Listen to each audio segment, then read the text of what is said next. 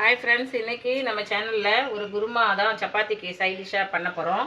அது இந்த காளான் வந்து எடுத்துருக்கேன். மெயினாக ஒரு பாக்கெட்டு வாங்கி கட் பண்ணி எடுத்து வச்சுருக்கேன்.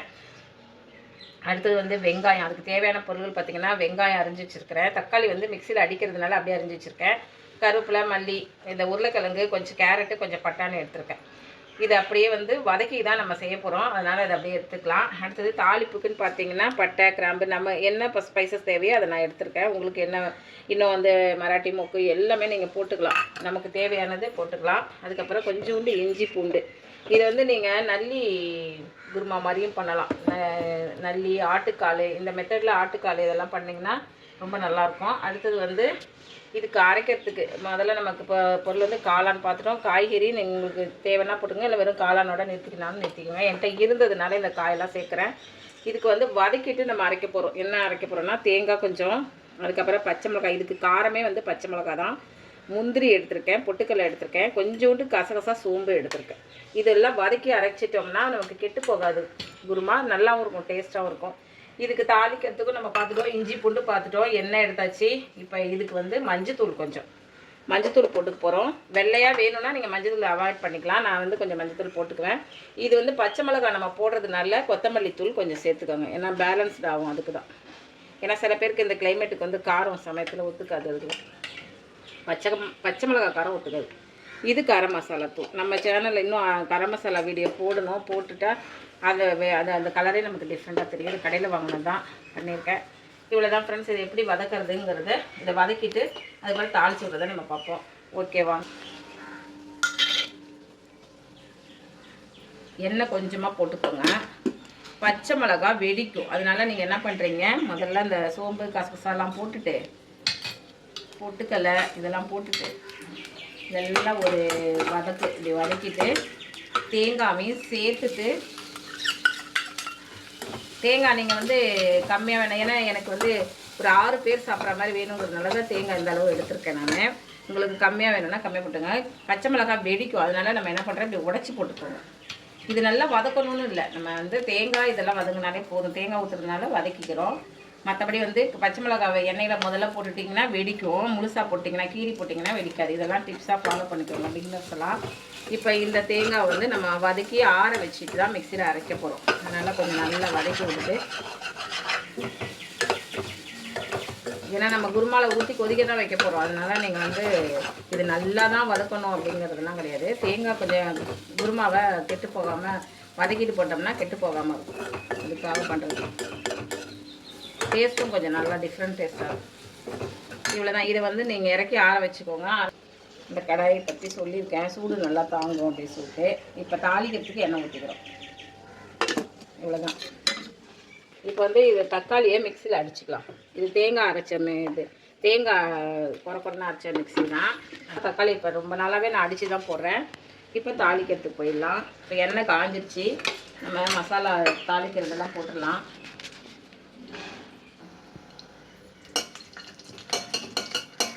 நல்லா இது வதங்கினோன்னே பொரிஞ்சிடணும். சோம்பு பொரிஞ்சோன்னே நீங்கள் வெங்காயம், கருவேப்பிலை இப்போ போட்டுருங்க.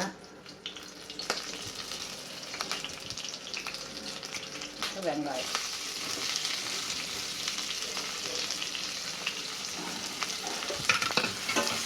நீங்கள் லாஸ்ட்டாக கொஞ்சம் லெமன் கூட விட்டுக்கலாம். புளிப்பு போதும்னா தக்காளியோட நிறுத்திக்கோங்க.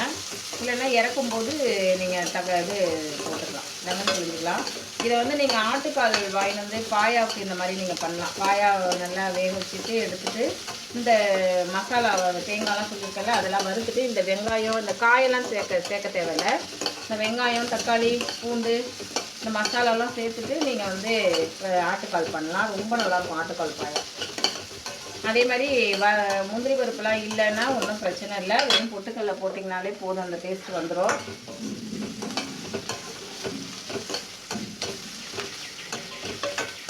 நல்லா வெங்காயம் வதங்கினோன்னே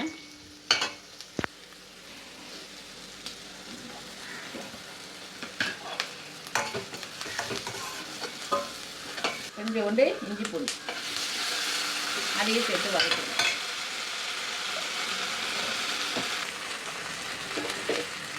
தக்காளி போட்டுக்கணும்.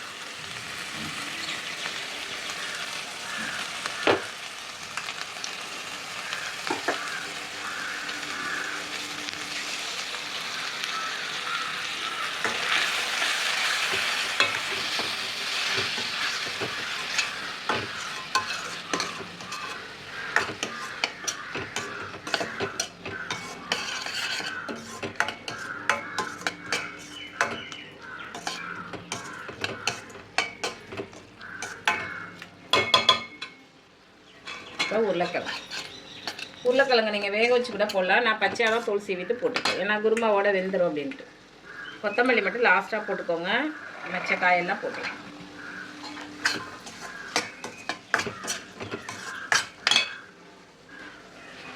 இப்போ இந்த மாதிரி அரைச்சி எடுத்துக்கோங்க நைஸாக. நம்ம தேங்காய் வதக்கி வச்சுருந்தோம்ல, அதை அரைச்சி எடுத்துக்கோங்க.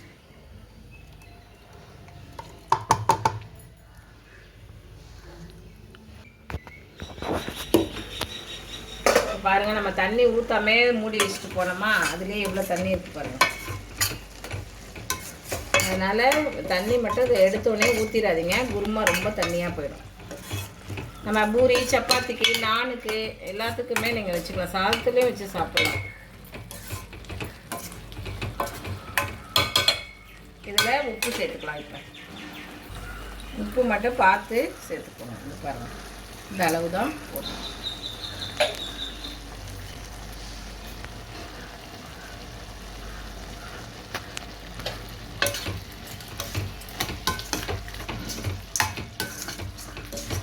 இப்போ வந்து கொஞ்சம் தண்ணி, கொஞ்சமாக தண்ணி ஊற்றிக்கோங்க. இது வேகட்டும், ஏன்னா காய் வெந்தோடனே தான் நம்ம தேங்காய் சேர்க்கணும். இந்த உருளைக்கிழங்குலாம் வெந்தோடனே தான் நம்ம தேங்காய் சேர்க்கணும். நல்லா சுத்த மூடி வைப்போம். அதுக்கடி இந்த இது வந்து நறுக்கி வச்சுக்கலாம். இதை எடுத்து வச்சுக்கலாம். இது வேகட்டும், வெந்தோடனே காமிக்கிறேன். இப்போ கொஞ்சம் மூடி வச்சுருந்தோமா பாருங்கள் ஃப்ரெண்ட்ஸ், இது கொஞ்சம் நல்லா வெந்திருக்கு. உருளைக்கிழங்குலாம் எடுத்து பார்த்திங்கன்னா வெந்துருச்சு. இந்த ஸ்டேஜில் நம்ம உப்பெல்லாம் சேர்த்துட்டோம். இந்த ஸ்டேஜில் தேங்காய் அரைச்சி வச்சுருக்கோம். இதில் என்னென்ன அரைச்சிருக்கோம் வதக்கி, தேங்காய், பச்சை மிளகா, சோம்பு, கசகசா, பொட்டுக்கல்ல, முந்திரி பருப்பு. இவ்வளவும் போடணும்னு இல்லை, நான் திருப்பி சொல்கிறேன். பொட்டுக்கல்ல மட்டும் இருந்தால் கூட போதும், கசகசா கூட தேவையில்லை உங்களுக்கு. எங்கிட்ட இருந்ததுனால இதெல்லாம் ப்ராப்பராக பண்ணி காமிக்கிறேன். உங்கள்கிட்ட இல்லை இத்தனை ஐட்டம் போடணும் அப்படின்லாம் ஒன்றுமே கிடையாது. இதுவே பாருங்கள், காளான் கிரேவிக்கு நம்ம எவ்வளோ தண்ணி விட்டோம், அதை கொஞ்சம் பார்த்துட்டு தான் தண்ணி விட்டோம். இது கொதிக்கும் போது கொஞ்சம் கெட்டியாயிரும்.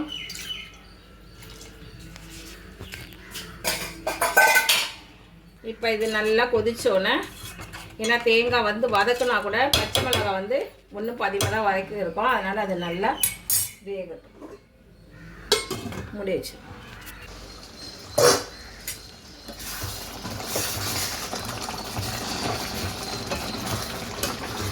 ஏன்னா முந்திரி பருப்புலாம் போட்டுக்கிறதுனால நமக்கு அடி பிடிக்கும். டக்குன்னு கிளறி விட்டுருங்க, கையில் பிடிக்கும். இது வந்து இப்போ கொத்தமல்லி தலை தூவி.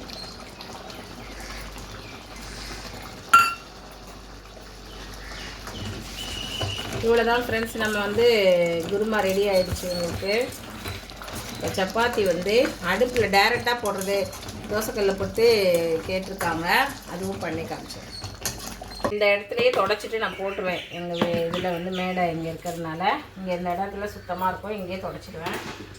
இந்த பாருங்கள், சப்பாத்தி இந்த அளவுக்கு நம்ம சாஃப்டாக பசிஞ்சிருக்கோம்.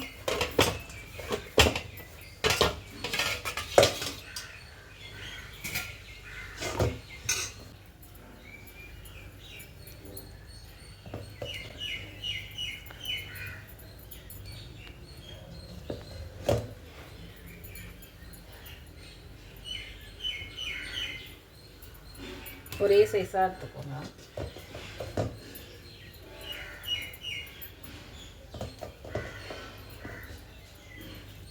நான் வெளியில் போகிறதுனால இன்றைக்கி லஞ்சுக்கும் சப்பாத்தியாக அவருக்கு பண்ணி கொடுத்துடலாம் அப்படின்ட்டு பிளான் பண்ணியிருக்கேன், வேறு ஒன்றும் இல்லை.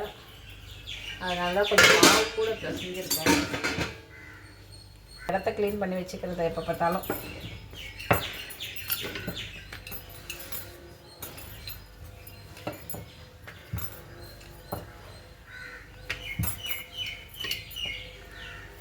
இப்படி பண்ணிவிட்டு ரவுண்டாக போடணுன்னாலும் போட்டுக்கலாம். நான் என்ன பண்ணுவேன், கொஞ்சோண்டு இதில் நெய் தடவிக்குவேன்.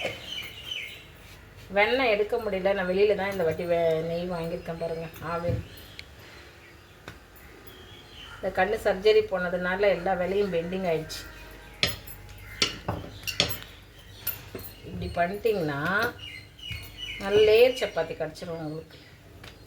அதில் வந்து வெறும் நெய் தடவாமல் அரிசி மாவு கூட நீங்கள் பண்ணிக்கலாம். கொஞ்சம் தேய்க்க கொஞ்சம் சிரமம் பண்ணணும். லூஸாக மாவு இருந்ததுன்னா கொஞ்சம் தேய்க்க கொஞ்சம் கஷ்டம்தான். ஆனால் அது மாதிரி தேய்ச்சிட்டிங்கன்னா சப்பாத்தி ரொம்ப சாஃப்டாக இருக்கும். இந்த மாதிரி புல்கா பண்ணுறதுக்கு இந்த மாதிரி ஸ்டாண்டு வச்சுக்கலாம். நான் வந்து அடுப்புலேயே டேரெக்டாக போடுவேன். இது கடைகளில் கிடைக்கும். இப்படி எடுத்து வச்சுக்கிட்டிங்கன்னா நான் வந்து டேரெக்டாக உங்களுக்கு எப்படி பண்ணுறதுன்னு காமிக்கிறேன். சில பேர் வீட்டில் இருக்காது. இப்போ அந்த ஸ்டவ் இப்போ பற்ற வைக்கணும் இல்லை, வீடியோக்காக நான் இப்போ பற்ற வச்சுருக்கேன். நீங்கள் இதை எடுத்துகிட்டு கூட அப்படி போடலாம். இந்த மாதிரி ஒரு குரடை வச்சுக்கோங்க. இந்த பாருங்கள், இந்த பபுள் தான் வரணும். இது சூடாது பார்த்துக்கோங்க. இது சும்மா லைட்டாக தான் சூடு பண்ணணும். பண்ணிவிட்டு இந்த ஓரெல்லாம் இப்படி எந்திரிச்சு வர்றப்ப என்ன பண்ணணும், நம்ம வந்து சப்பாத்தியை வந்து இதில் வச்சிடணும்.